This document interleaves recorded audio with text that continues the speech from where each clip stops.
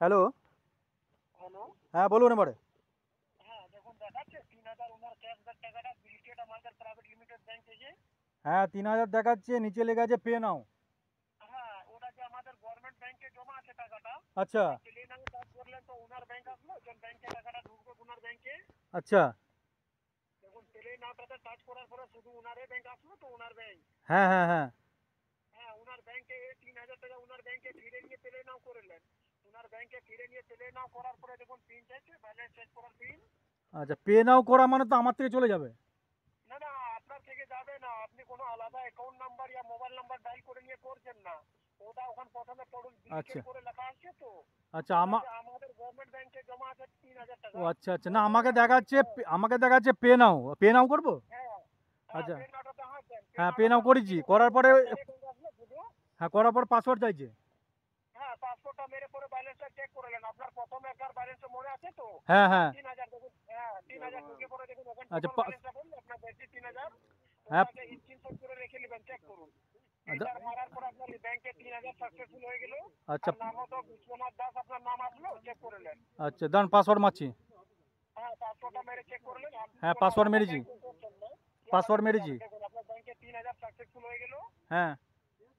দেখুন বললো আপনার বেশি ৩,০০০ টাকা ওখানে পাসপোর্টটা মারার পরে। আর নাম হচ্ছে বিশ্বনাথ দাস, আপনার নাম এসে যাবে, চেক করুন। আচ্ছা। হ্যাঁ, হ্যাঁ, পিন মেরেছি 4টে। কি বললো ওটা? বলছে সাকসেসফুল। সাকসেসফুল বলেনি, ওখানে চেক করুন, ওখানে পিন চাইলো তো পিনটা মারা চেক করুন। আপনি কোনো আলাদা ব্যাংকে করছেন নাকি আলাদাতে যাবে স্যার? ওকে। না, আমার যে ব্যাংকে টাকা নেই সেই ব্যাংক থেকে করছি তো। হ্যাঁ, তো ওটাতে কোনো অসুবিধা নেই, আপনার ব্যাংকে টাকা আছে কি আছে নেই ওটাতে কোনো অসুবিধা নেই।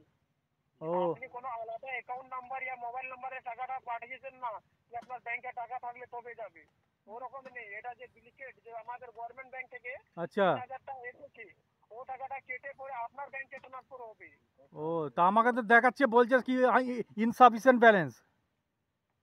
ইনসাফিসিয়েন্ট ব্যালেন্স কি রকমে বলবে ওখানে আপনার? এই তো আমি মারলাম, 4টে পিন মারলাম, তারপর বলছে ইওর ব্যাংক ইনসাফিসিয়েন্ট অ্যাকাউন্ট। কি লেখা আছে ওখানে আপনার? ওই তো বলছি, এতে নোটিফিকেশন আসলো ইনসাফিসিয়েন্ট ব্যালেন্স। হ্যাঁ, ইনসাফিসিয়েন্ট ব্যালেন্স দেখাচ্ছে। ইনাকে জিজ্ঞাসা করুন তো, ইনি যে ৩,০০০ টাকা যে ফার্স্ট টাইম তুলছে তো। হ্যাঁ, হ্যাঁ। হ্যাঁ, তো এটার কারণে একবারে অত টাকা ঢুকবে না উনার। উনাকে বলেন কম কম করে ১,০০০ টাকা করে তুলতে হবে, কেন কি উনি ফার্স্ট টাইম তুলছেন তো ও, এবারে তা জন্য। আচ্ছা, আচ্ছা। তাহলে আমি 100 টাকা করে মারি। ১০০ টাকা করে না, ১,০০০ টাকা করে। না, আমি 100 টাকা করে মারছি, দেখি না যদি যাই।